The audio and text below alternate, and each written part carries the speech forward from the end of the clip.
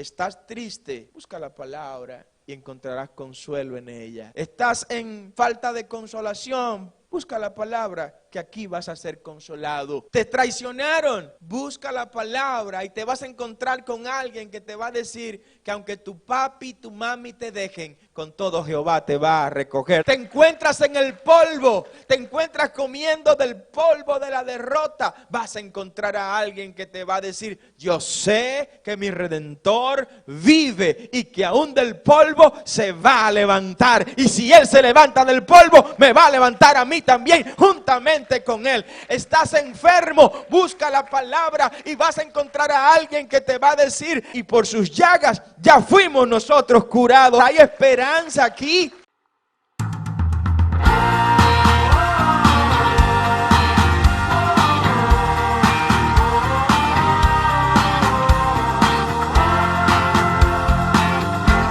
Yo sé que Dios me ama.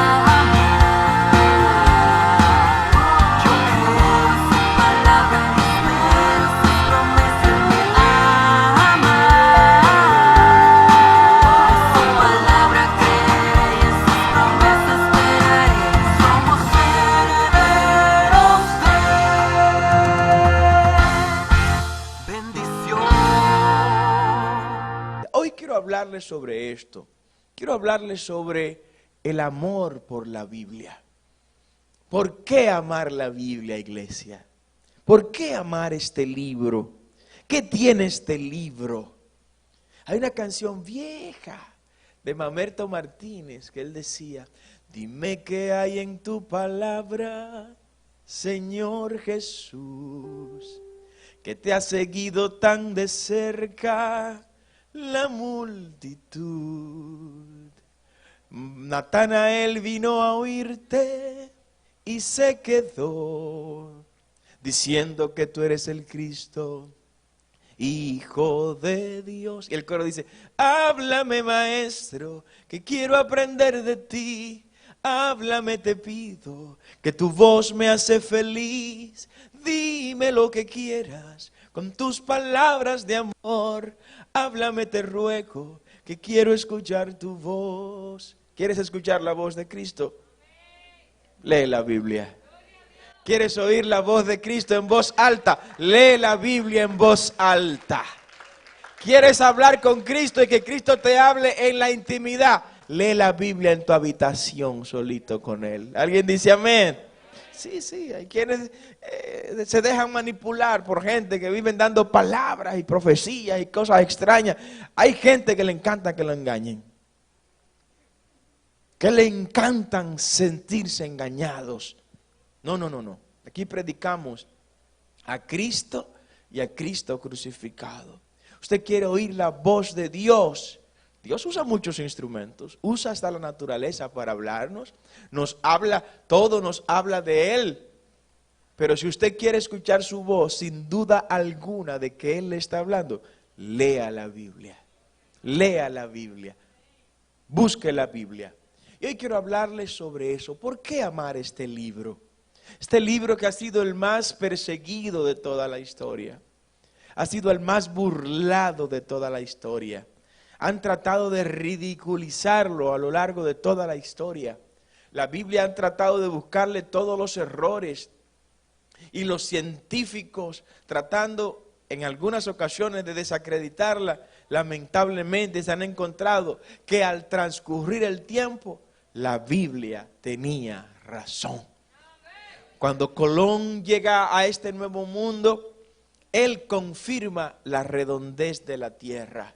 Sin embargo, Isaías, 800 años antes de Cristo, ya había dicho que Jehová está sentado sobre el círculo de la tierra. Y los círculos son cuadrados, los círculos son redondos. Dale ese aplauso fuerte al Señor. Criticaban a los judíos porque practicaban algo que la ciencia calificaba como inhumano, como atroz. ¿Qué cosa? La circuncisión a los niños a los 8 años después de haber nacido. Y decían, pero eso es algo animal, eso es algo salvaje. ¿Cómo hacen eso a un niño de 8 años? Pasó el tiempo, pasaron los años y la ciencia se dio cuenta que el hombre circuncidado tiene menos riesgos de sufrir cáncer en esas partes del cuerpo que el hombre que no ha sido circuncidado. Se dio cuenta que el hombre circuncidado en sus labores viriles y varoniles es mucho más fuerte, potente y poderoso que el hombre no circuncidado. O sea, la circuncisión no solo fue un pacto abrahámico, no, también trae salud integral al cuerpo del ser humano. Criticaron mucho a la Biblia, especialmente a los judíos, con el trato que se le daba a los muertos, a los cadáveres. La ciencia luego confirmó todo lo que Levítico dice sobre la manera de tratar los cadáveres, que los cadáveres deben ser sepultados y que al ser sepultados deben ser apartados del contacto humano por los elementos patológicos, patógenos que puede transmitir ese cadáver ya convertido en tal cosa. La ciencia ha confirmado lo que la Biblia hablaba sobre la ruta alimenticia del ser humano, lo que le conviene consumir al ser humano, y hay cosas que la comemos, que el Señor en su inmenso amor nos permite comérnosla ahora en la gracia, porque en la gracia la libertad es plena. La gracia nos da libertad, como el mismo Cristo dijo, a libertad fuisteis llamados, dijo el apóstol Pablo, solo que no usen la libertad como ocasión de caer. Pero Cristo nos dijo que si el Hijo, Él, nos liberta, entonces somos verdaderamente libres. La Biblia narra hechos, óigame, que solo ella los ha contemplado. ¿Cómo cuáles? Como la destrucción de Sodoma y de Gomorra. Y eso se criticó por tantos años. Durante milenios se ha estado criticando la inexistencia de estas dos ciudades. Pero ¿qué ocurre? Ocurre que se encontró lo que se conoce, anota esta parte, las tablas de Ebla.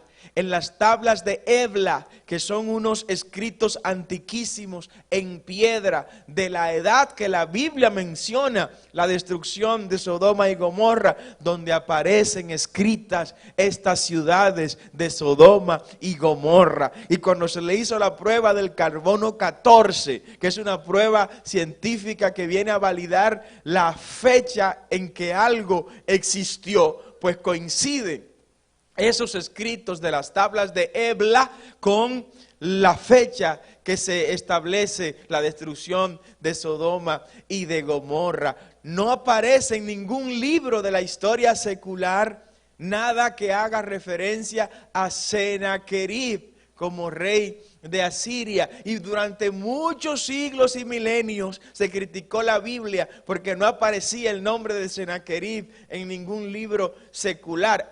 No aparecía, pues aparecieron tablas en el siglo pasado donde aparecía el nombre de Sennacherib escrito, y coincide la fecha cuando se le hace la prueba del carbono 14 a esas piedras con la fecha en que la Biblia menciona del rey Sennacherib. Lo que la Biblia dice, iglesia, yo lo creo. Lo que la Biblia dice, yo lo afirmo. Y si no he podido comprobarlo ahora, es cuestión de tiempo para que lo veas hecho realidad. Dale ese aplauso fuerte al Señor. Oh, gloria a su nombre.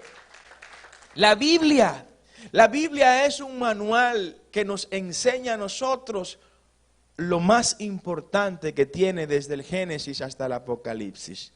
La Biblia no es un libro de biología, aunque habla de biología. No es un libro de química, aunque habla de química. Es más, le voy a hablar de matemáticas. ¿Sabe el registro más antiguo que hay de la variable matemática llamada pi? ¿Alguien ha escuchado hablar del pi? 3.14, ¿verdad? Ese 3.14 del pi aparece en la Biblia. Cuando usted estudia el diseño del templo de Salomón, el Señor le ordenó a Salomón: y vas a hacer en el centro, en el altar, un círculo. Y ese círculo tendrá en el medio una línea que lo va a dividir en dos partes iguales. La línea será de 3 codos.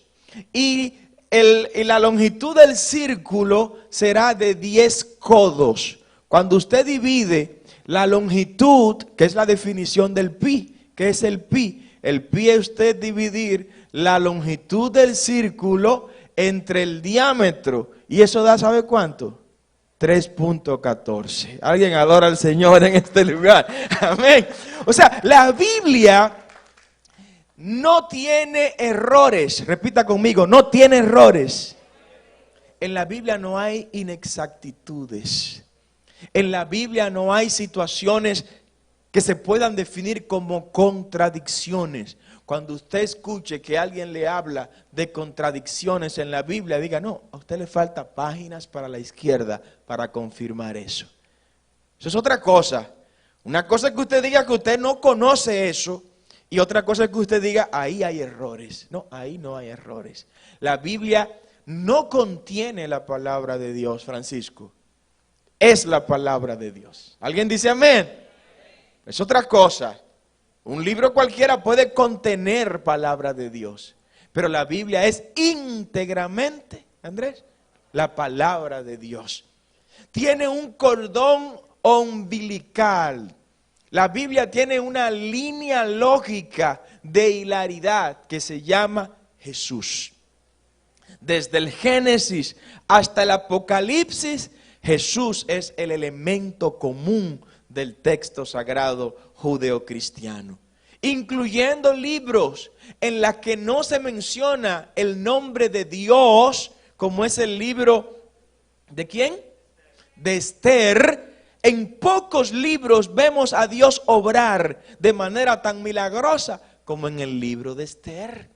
Aunque no aparece el nombre de Dios de ninguna manera, pero sí se ve al Dios de Israel obrar de manera milagrosa. Y una de las principales fiestas de Israel surge en ese episodio histórico que se narra en Esther, que es la fiesta del Purim. ¿Alguien dice amén?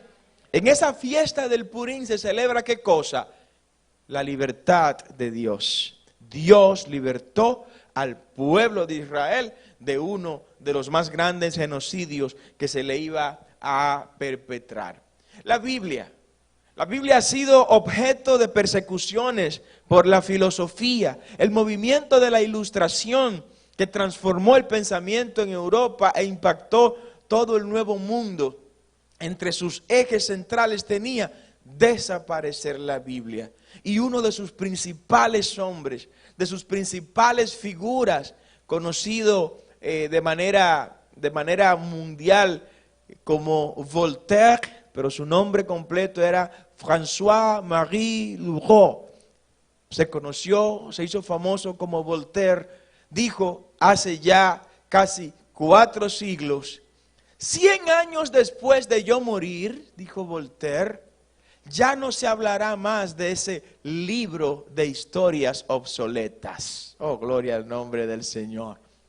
Este filósofo, de los favoritos pensadores de quienes hemos estudiado la filosofía de esa época de la historia, y no lo podemos ocultar, se equivocó porque él pensaba que como la humanidad iba a avanzar tanto, en la medida en que la humanidad avanzara, más se iba a alejar de la Biblia y más iba a poner la Biblia a un lado. Se equivocó Voltaire.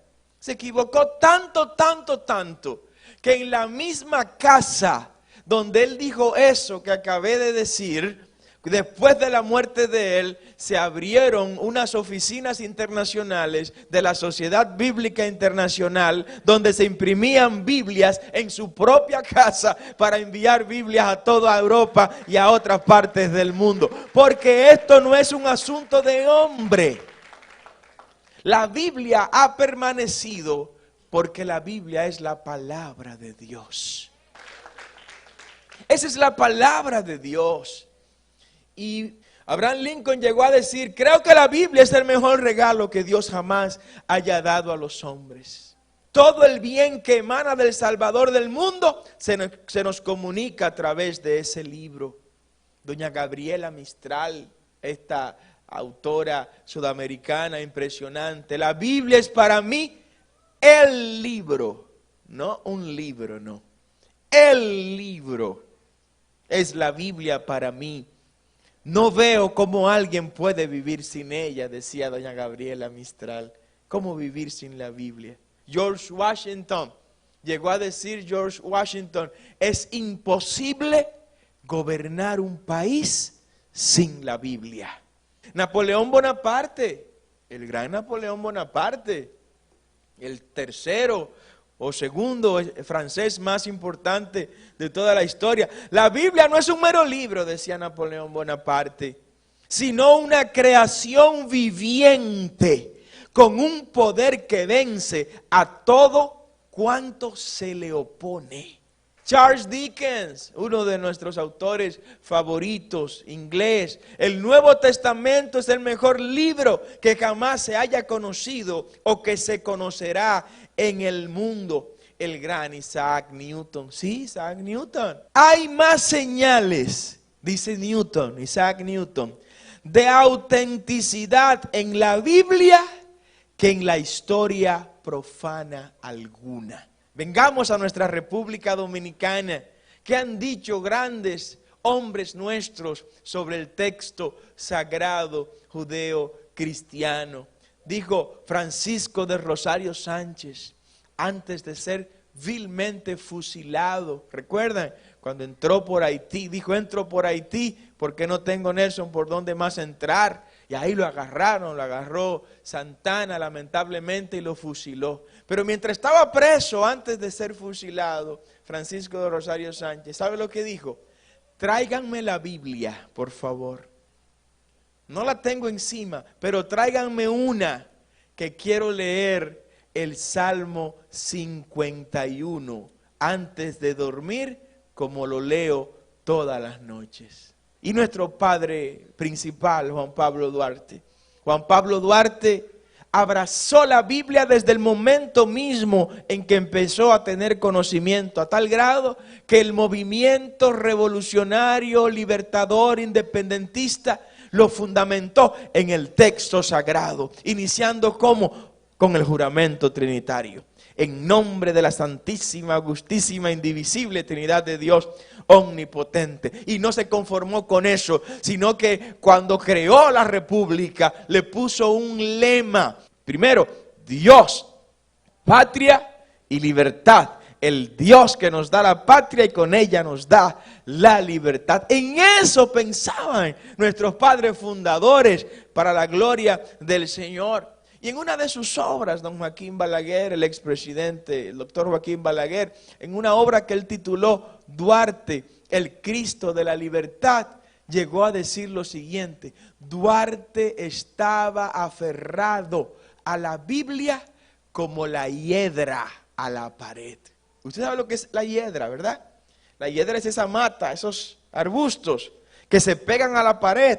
Y usted no ve para nada la pared, solo ve esos arbustos. Así decía el doctor Balaguer, que estaba Duarte aferrado al texto sagrado. Y tan aferrado estaba, ¿sabe qué quiso? Que el escudo tuviera en el centro nada más y nada menos que la Biblia de los judíos y de los cristianos. Dale ese aplauso fuerte al Señor. Y así lo ordenó.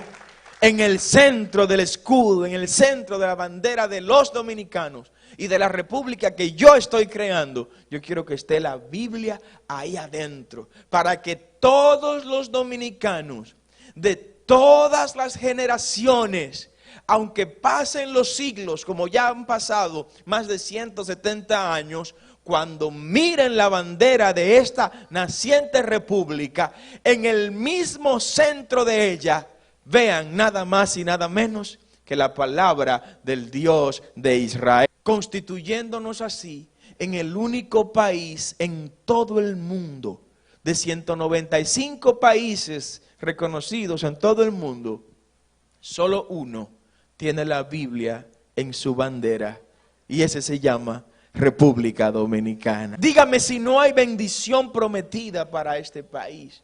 Dígame si no hay bendición prometida para los dominicanos, para nuestra nación.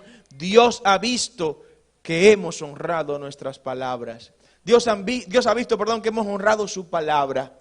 que la hemos colocado en el estandarte más alto y respetable, que es nuestra bandera nacional. Que cuando usted y yo dormimos, nuestra bandera predique el evangelio flotando sobre el territorio de nuestra nación. Esto es grande, esto es misterioso y esto hace que los cielos se muevan sobre República Dominicana, contrario a otras naciones. Nosotros tenemos un compromiso con la Biblia, pero aquí amamos la Biblia. La amamos tanto que la tenemos en nuestra bandera. El estudio sistemático de la Biblia, iglesia, es importante y es necesario para que no seamos creyentes promedios. Para que salgamos del montón, debemos estudiar la Biblia de manera sistemática. No, yo voy a leer donde se abra la Biblia. Se le va a abrir siempre en los salmos, porque casi siempre es en la mitad que se abre, ¿no? Entonces usted no va a salir de los salmos.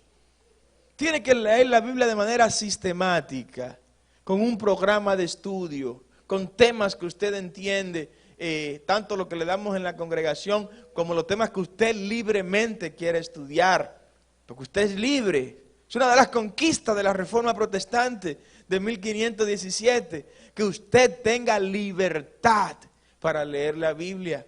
Antes de 1517, antes de Wittenberg, antes de las 95 tesis de Lutero, la Biblia estaba reservada para una casta muy pequeñita, muy exclusiva. No salía la Biblia de los monasterios. Lutero dijo que no. La Biblia hay que llevársela a todo el mundo. Todo el mundo debe tener una Biblia en su casa. Y ahí comenzó la Reforma Protestante, nada más y nada menos que alfabetizar a la gente, a enseñar a la gente a leer. Por eso narran los historiadores que ese 31 de octubre de 1517, cuando Lutero clavó las 95 tesis allá en el Palacio de Wittenberg, la Catedral de Wittenberg, comenzó el proceso de alfabetización más exitoso de toda la historia. Porque antes de la Reforma Protestante, 95% de los europeos no sabían leer ni sabían escribir. ¿Usted escuchó lo que dije? Porque la lectura y la escritura estaba reservada para los monasterios, para los religiosos, para los sacerdotes, para las monjas. El pueblo no tenía derecho a leer ni a escribir. La Reforma Protestante dijo, no, eso no es verdad. Porque ¿cómo creerán si no conocen? ¿Cómo van a entender lo que Cristo quiere para la gente si no pueden leer lo que Cristo dijo? Y dijo, no, vamos a empezar a alfabetizar. Uno de los colaboradores más cercanos de Lutero, que fue a quien Lutero le encargó el desarrollar los programas de alfabetización. Y ese hombre desarrolló, Philip Melanchthon, desarrolló un programa de alfabetización tan exitoso que apenas décadas después de la Reforma, la mayoría de los europeos ya sabían leer y sabían escribir. ¿Y saben con qué aprendieron a leer? ¿Y con qué aprendieron a escribir? Con la Biblia en la mano. Dale ese aplauso fuerte al Señor. Oh, gloria al nombre del Señor. Por eso cuando yo escucho a la gente decir que el cristianismo es retraso, que el cristianismo es conservadurismo fracasado, cuando escucho a la gente decir que la fe cristiana es estar atrás, digo, pero compadre, dedique más tiempo a la lectura, porque donde llegó el cristianismo, llegó la alfabetización, llegó la lectura, llegó la escritura. Donde llegó el cristianismo, llegaron las universidades. Si no, analice quién fue que fundó, nada más y nada menos que a Harvard, un pastor evangélico llamado John Harvard. Investigue quién fundó a Yale, misioneros evangélicos que fueron también ahí a Massachusetts. Investiguen quién fundó a Princeton, quién fundó a Oxford, quién fundó las principales universidades del mundo, que hoy todavía ocupan los primeros lugares en los rankings de mejores universidades de toda la humanidad. Fueron personas nacidas, criadas y comprometidas con este sagrado libro que es la Biblia de los judeos cristianos. Dale ese aplauso grande al Señor. Cristo, el evangelio y el cristianismo es desarrollo. Investigue cuáles son los países más democráticos del mundo. ¿Cómo nacieron los países más democráticos del mundo? Nacieron de la mano con la fe cristiana. De manera que la Biblia lleva desarrollo donde quiera que entra, donde quiera que va. La Biblia le dice claro a la gente, mire, usted no quiere trabajar, pues usted tampoco va a comer. ¿Usted sabía eso? La vagancia es atacada por la Biblia. El parasitismo es atacado por la Biblia. Esa cultura de estar manteniendo gente sin trabajar, eso es atacado por la Biblia. ¿Y por qué empiezan los países? Dice Max Weber, búsquese una obra que escribió Max Weber sobre el espíritu del protestantismo frente al capitalismo. Los países que económicamente más han prosperado han sido los que han abrazado la reforma protestante a la luz de la Biblia. ¿Por qué? Porque el hombre protestante busca dar, no recibir. ¿Alguien entiende lo que estoy predicando? El hombre protestante no está pendiente de la fundita que me van a dar, no. No está pendiente del bono todo que me van a dar por ahí, no.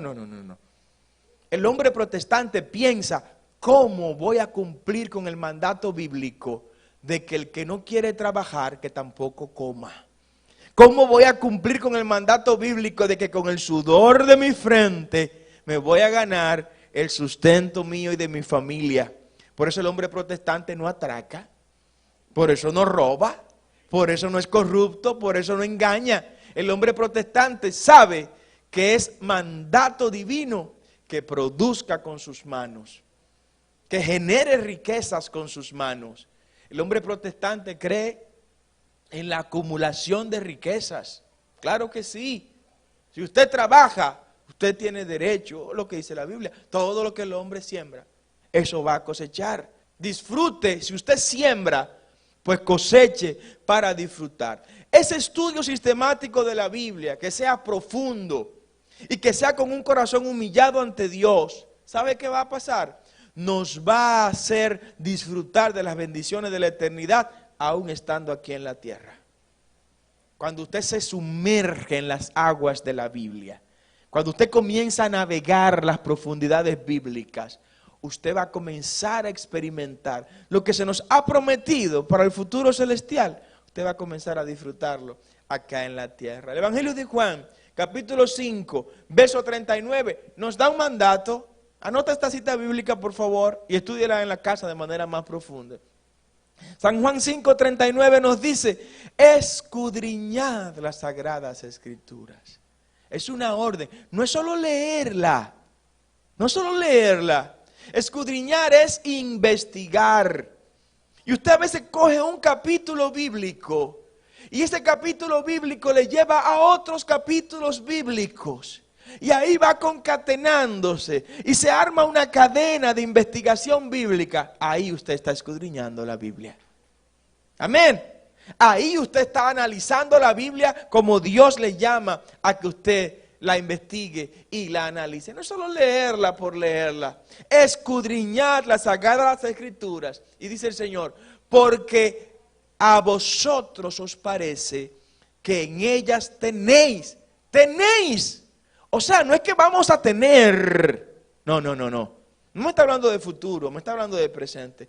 Porque en ella os parece que tenéis la vida eterna y ellas son las que dan testimonio de mí. Adaptar nuestras vidas al estilo de vida de la Biblia establece, y quiero que preste mucha atención con esto, establece garantía de que andaremos por caminos limpios y libres de toda putrefacción vergonzosa.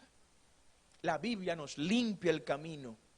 La Biblia despeja del camino nuestro toda putrefacción espiritual, moral, ética. Abra la Biblia.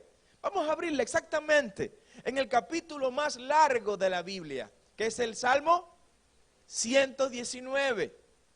En el primer versículo que aprendí desde niño, que nunca lo he podido olvidar. Salmo 119, en el verso 9. Dice el salmista, ¿con qué limpiará el joven su camino? Bendito sea el nombre del Señor. Aquí el salmista está presentando la Biblia como una escoba que limpia, como un jabón de lavador que lava y que purifica. Y dice, con guardar tu palabra. Qué bendición más grande.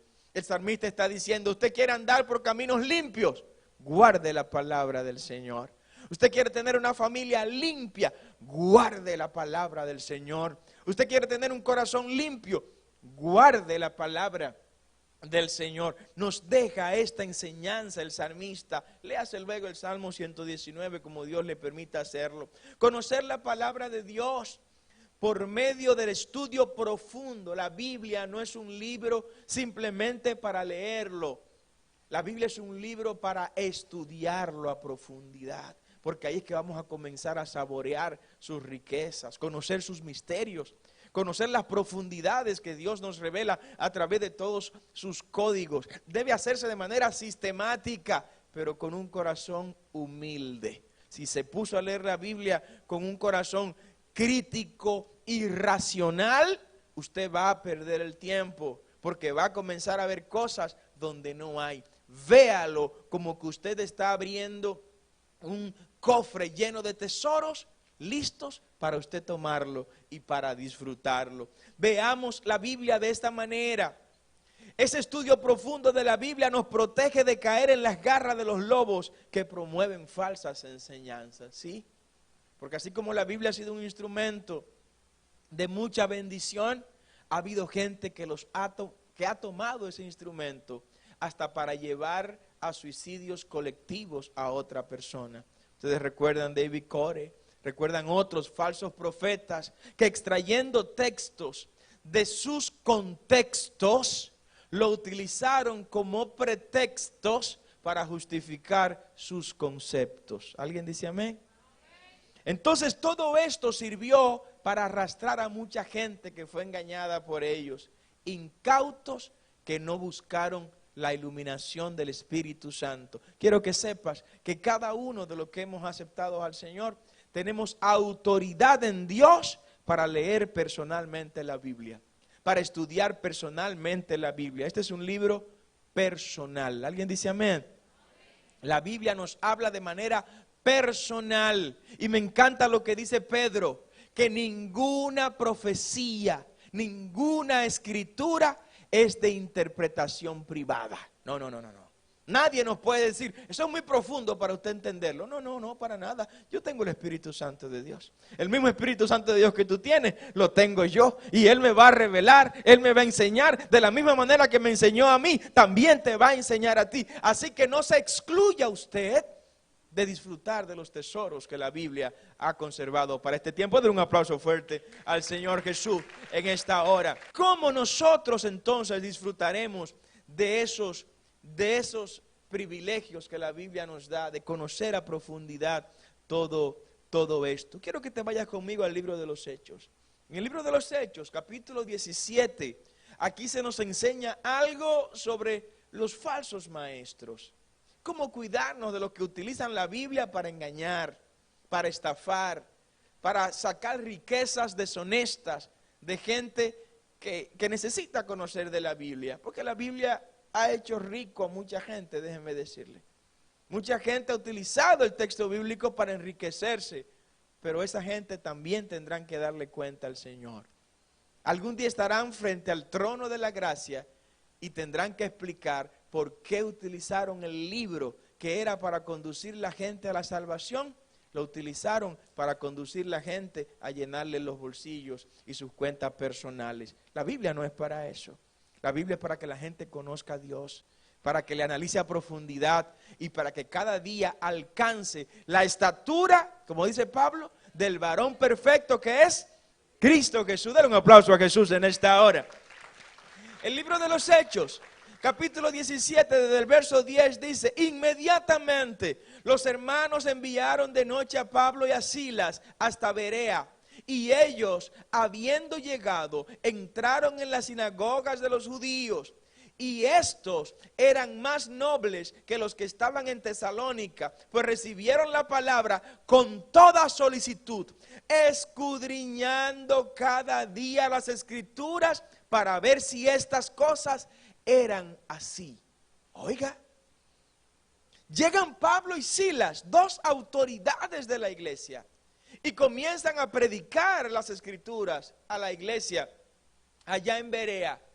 y los hermanos que estaban en Berea, mire, cuando yo estoy predicando, se lo he dicho en varias ocasiones, a mí me gusta que usted tenga la Biblia abierta, o que tenga la Biblia digital prendida, y que vaya buscando todo lo que estamos haciendo y tomando notas, para que usted se dé cuenta y confirme, lo que el Padre está predicando coincide con lo que las Escrituras dicen. Que hay mucha gente inventándose cosas.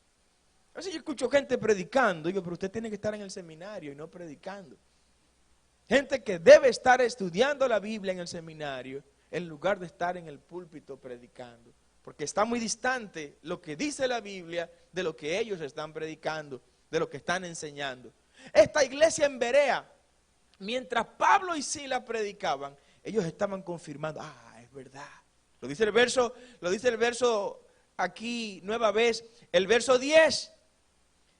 Y en el 11 se van y dice, y estos hermanos eran más nobles que los que estaban en Tesalónica, pues recibieron la palabra con toda solicitud. Tenían hambre y sed de la palabra, pero no recibieron todo lo que le llevaron, sencillamente por la autoridad de Pablo y Silas, ¿no? Ellos estaban escudriñando, dice el verso 11, cada día las Escrituras para ver si estas cosas eran así. Créanle a los pastores todo cuanto diga que coincida con lo que dice la Biblia. Y a la iglesia en todo el mundo le decimos esto: crean de sus ministros los que ellos prediquen y enseñen que coincida con la Biblia. Como dijo el apóstol Pablo, aún sea un ángel, Sandra, que venga del cielo y nos traiga un evangelio diferente al que aquí está, no le hagan caso. Llámenlo como, Francisco, anatema, que es maldito en griego. Aún sea un ángel, aunque ustedes vean que el arcángel Miguel, que el arcángel Gabriel, que el arcángel Uriel, que el arcángel Rafael, se nos paren los cuatro juntos ahí a predicarnos otras cosas. Si no está lo que dice en la Biblia, cáiganle a patada a esos cuatro arcángeles, porque no vienen de parte de Dios. Denle un aplauso al Señor por su palabra. Dios nos ha dado su palabra, nos dio la Biblia como medio efectivo para que vivamos llenos de esperanza. Sí, cierto, la Biblia es un manantial de esperanza. La Biblia es un manantial de optimismo. La Biblia es un manantial de buenaventuranzas. Óigame bien, no importando lo que en el presente estemos atravesando, la Biblia nos trae una respuesta de esperanza a ese momento. Nos lo trae. Y me encanta como Pablo lo plantea. Váyase a Romanos. Romanos capítulo 15, verso 4. Lo dice de manera clara el apóstol Pablo. Porque las cosas que se escribieron antes para nuestra enseñanza se escribieron, a fin de que por la paciencia y la consolación de las Escrituras. ¿Alguien escucha lo que predico? A fin de que por la paciencia y la consolación de las Escrituras tengamos esperanza. ¿Estás triste? Busca la palabra y encontrarás consuelo en ella. ¿Estás en falta de consolación porque alguien tuyo falleció cercano? Busca la palabra, que aquí vas a ser consolado. ¿Te traicionaron? Busca la palabra y te vas a encontrar con alguien que te va a decir que aunque tu papi y tu mami te dejen, con todo Jehová te va a recoger. Dale ese aplauso fuerte al Señor. Aleluya.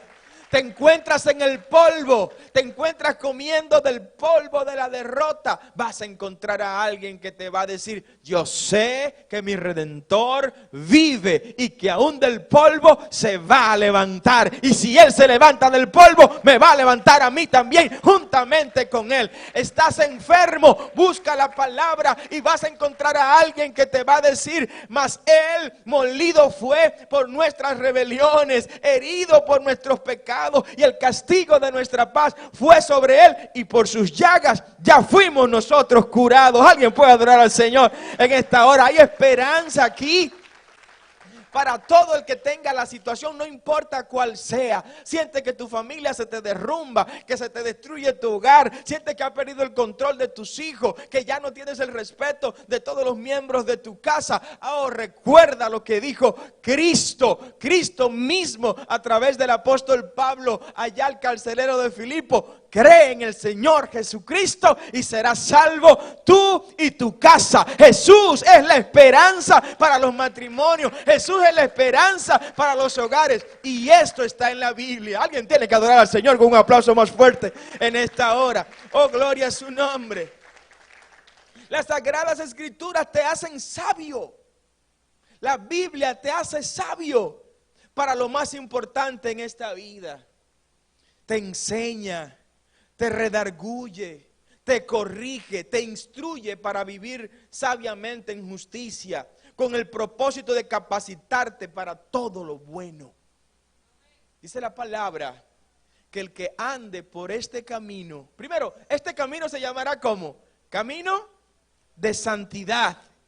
Y el que ande por él, por torpe que sea, ¿qué cosa? No se extraviará. La Biblia nos forma, la Biblia nos instruye, la Biblia nos entrega herramientas para exaltar el nombre de Dios con excelencia.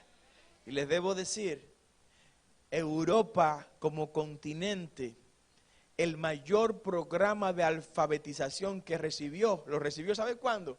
A partir del año 1517 con la Reforma Protestante. Los reformadores dijeron, pero ¿y cómo la gente van a aprender la Biblia si no saben leer? Héctor, ¿no saben leer? Si no saben leer no van a aprender la Biblia. ¿Y sabe lo que hicieron? Empezando con Lutero y Philip Melanchthon, como dijimos en el primer culto, empezaron a desarrollar un programa de alfabetización. Y antes de la Reforma Protestante, el 95% de los europeos no sabía leer. Décadas apenas después de la Reforma Protestante, la mayoría de los europeos sabían leer y sabían escribir. ¿Sabe quiénes los enseñaron? Los reformadores, con la Biblia en la mano. La Biblia es educación, la Biblia es formación, la Biblia es instrucción. Gloria a Dios por la Biblia y los que promueven la palabra que está en este texto sagrado. Por eso le decía el Señor a Moisés, dile a los hijos de Israel que amarren este libro de la puerta, que lo coloquen en las habitaciones, que lo coloquen en todos los lugares de la casa, que no se aparte esta palabra ni a diestra ni a siniestra. Y no era coincidencia, no fue coincidencia eso, tan así que yo quiero que usted sepa que en la antigüedad había una gran biblioteca, que era la biblioteca de Alejandría. La biblioteca de Alejandría, que fue originalmente fundada por la dinastía de los Ptolomeos.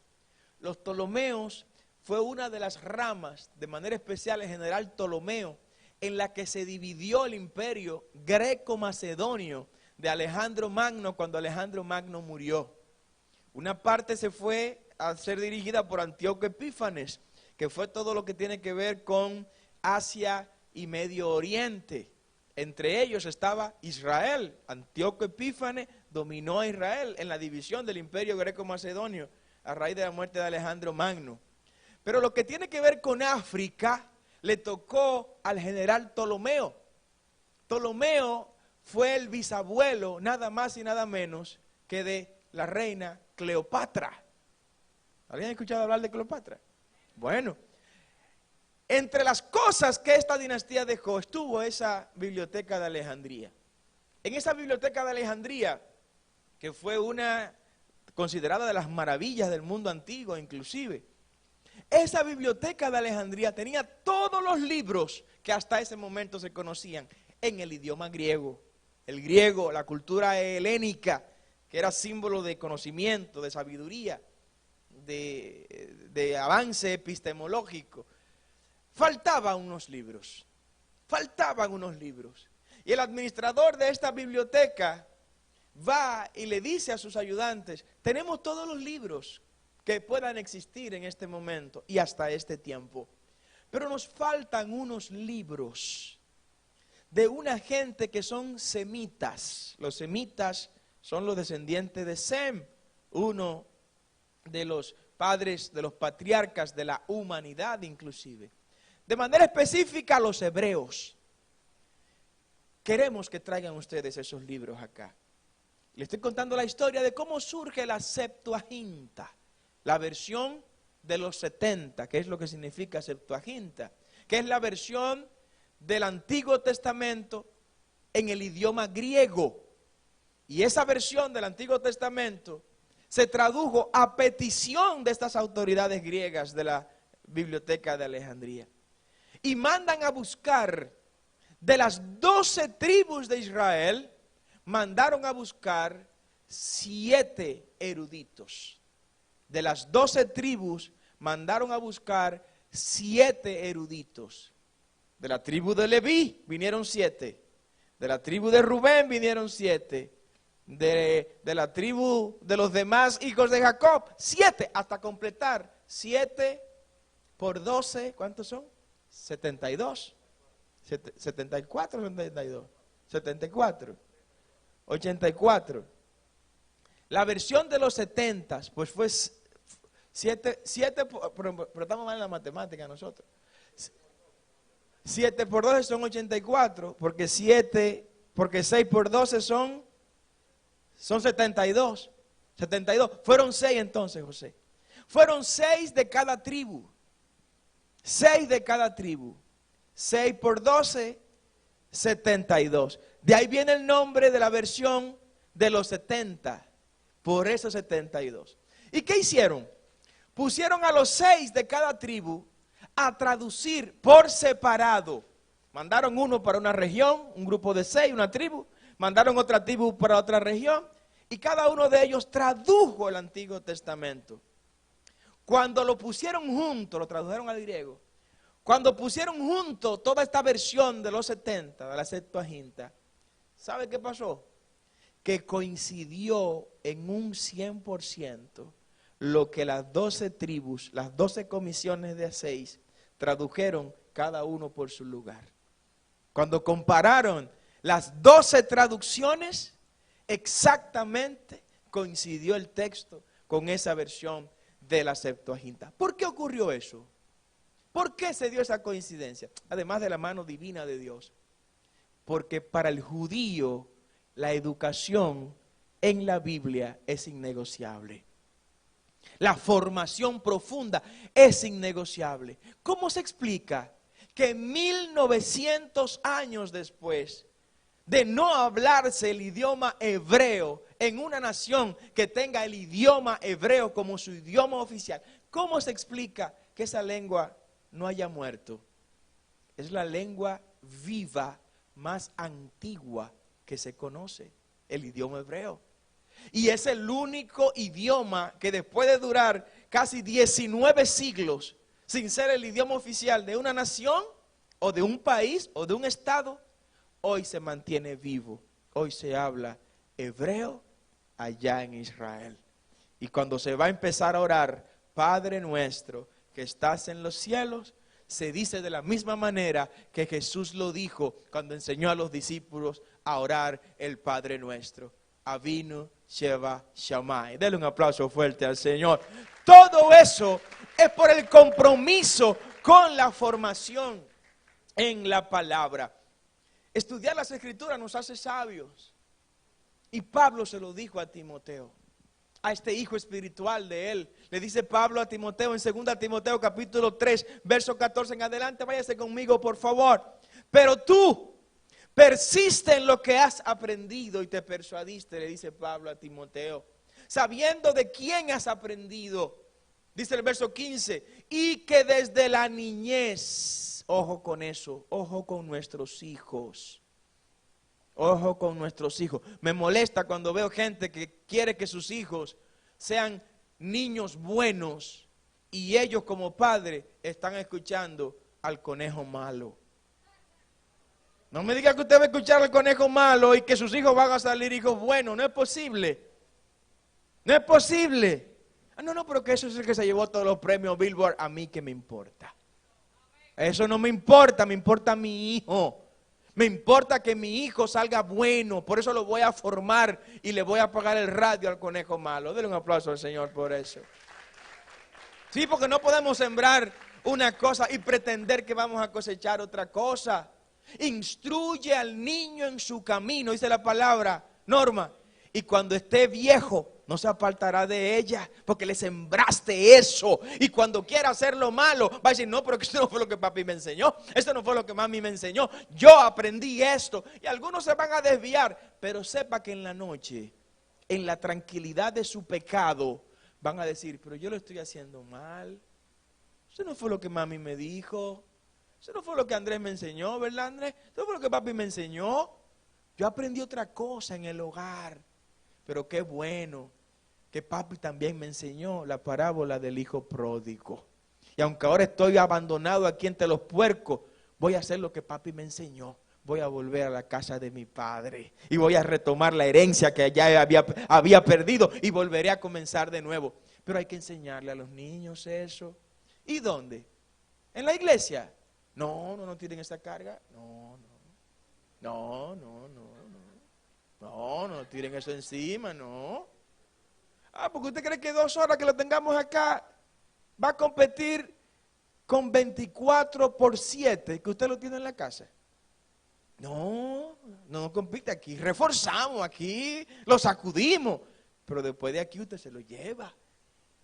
Entonces no crea que aquí vamos a lograr en 2 horas lo que en 7 días por 24 horas usted no está haciendo en la casa. ¿Alguien entiende lo que estoy predicando? Ayúdenos, por favor, denle un aplauso si usted cree lo que estoy predicando en esta hora. Tenemos que entregar hijos formados a las futuras generaciones. Es lo que le dice Pablo a Timoteo. Acuérdate como Loida y Eunice te enseñaron desde niño, sabiendo de quién las has tenido. Y que desde niño has sabido las escrituras. Yo recuerdo aquellos tiempos donde recitábamos los textos bíblicos, los versículos bíblicos.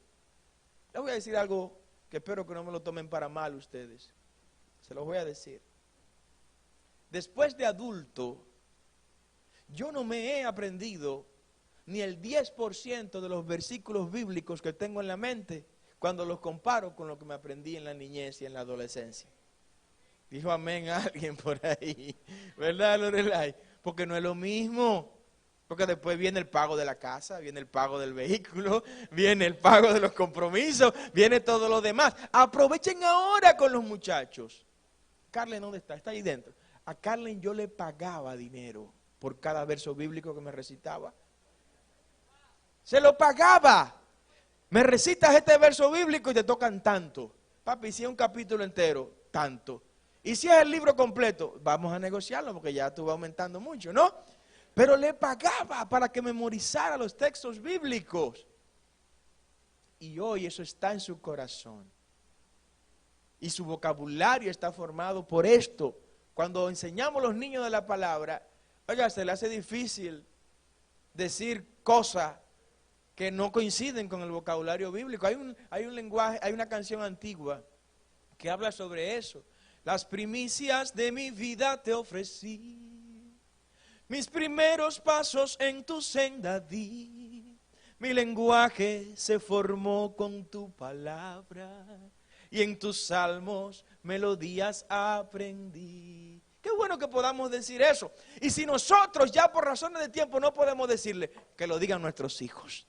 Que nuestros hijos digan que mi vocabulario está formado con las palabras de la Biblia. Ese es el compromiso. Y sigue diciendo Pablo a Timoteo, 2 Timoteo, capítulo 3, verso 16.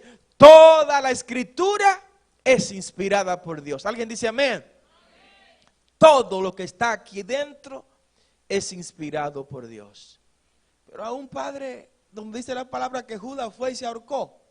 Sí, aún eso es inspirado por Dios. Todo lo que está aquí dentro es inspirado por Dios para el propósito de la salvación de los seres humanos.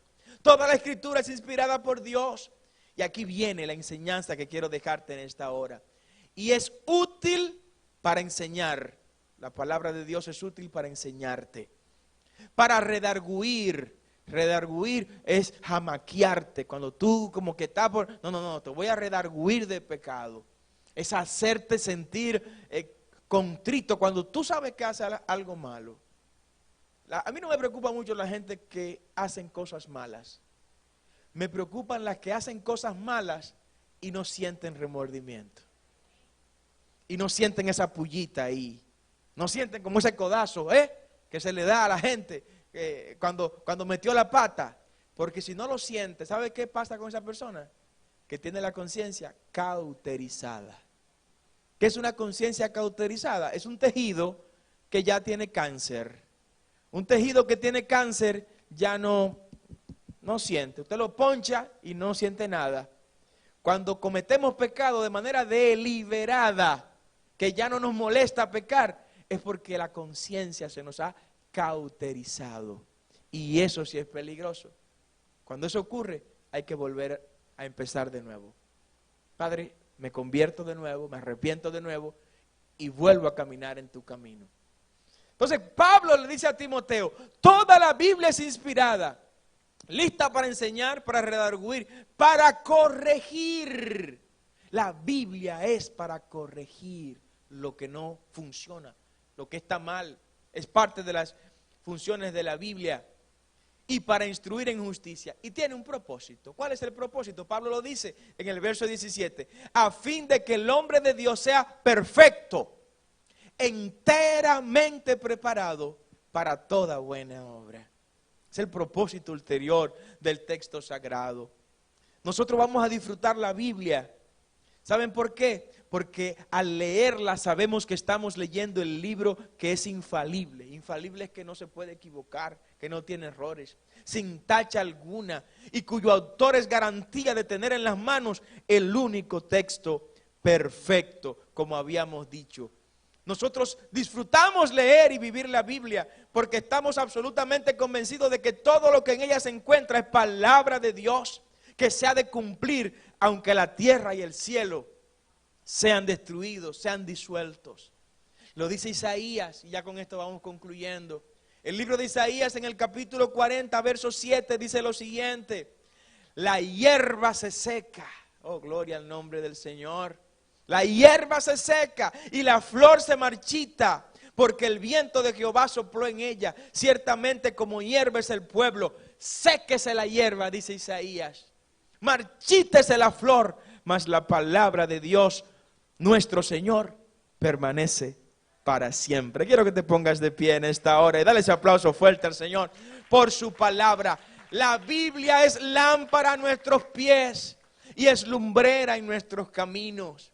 La Biblia es una fuente inagotable de sabiduría, de conocimiento, pero también de salvación. Cuando estés triste, ora y vete a la Biblia. Cuando estés contento, lee la Biblia y celebra la Biblia. Cuando necesites compañía, abre la Biblia. Cuando necesites escuchar a Dios, lee la Biblia. Cuando necesites escuchar a Dios en voz alta, lee la Biblia en voz alta. Cuando necesites que Dios te hable en el camino, abre la Biblia y léela en el camino. Cada momento que necesites estar con Dios y escuchar su voz, por favor, hazte acompañar de su palabra. Y hoy comenzamos a celebrar el Día Nacional de la Biblia aquí en ITCAM. Y lo vamos a celebrar compartiendo este texto con los nuestros, haciendo de la lectura bíblica una formal costumbre en nuestra casa, en nuestro hogar. No es que la tenga abierta en el Salmo 91, donde la página ya está amarilla. Gente que la tienen ahí como un amuleto, eso es brujería. No. La Biblia, léala, estúdiela y pónganla en práctica. La Biblia nos acerca a Dios. Conocerla nos da herramienta para defender nuestra fe y nos hace sabios para salir con inteligencia de todas las trampas que esta sociedad nos tiende. Es nuestra oración que Dios te bendiga, te guarde y haga resplandecer su rostro sobre ti. Queremos invitarte a todos nuestros cultos en el Centro de Adoración Naco, todos los domingos a las 9 de la mañana y 11 de la mañana, así como los miércoles a las 6 de la tarde. Estamos ubicados en la avenida Roberto Pastoriza 115, esquina Alberto Larancuend, en el Ensanche Naco, en el mismo centro de la ciudad capital. Te esperamos junto a toda tu familia. Para oraciones y acompañamiento espiritual, puedes escribirnos al WhatsApp 829-893-2392 o contactarnos a través de todas las redes sociales del Pastor Carlos Peña como Carlos Pena RD o del Centro de Adoración NACO. Si has recibido bendición con la predicación de este mensaje, puedes escucharlo completo ingresando al canal de YouTube del Pastor Carlos Peña RD. Y si quieres ser parte del equipo de colaboradores gracias a los cuales has escuchado el programa Herederos de Bendición, puedes hacerlo enviando tus donaciones a Ministerios ITCAM a la cuenta del Banco de Reservas número 1601-130799 o a través de la cuenta de PayPal de Ministerios ITCAM, paypal.me/Ministerios ITCAM. Dios te bendiga y será hasta la próxima en otra entrega de tu programa Herederos de Bendición.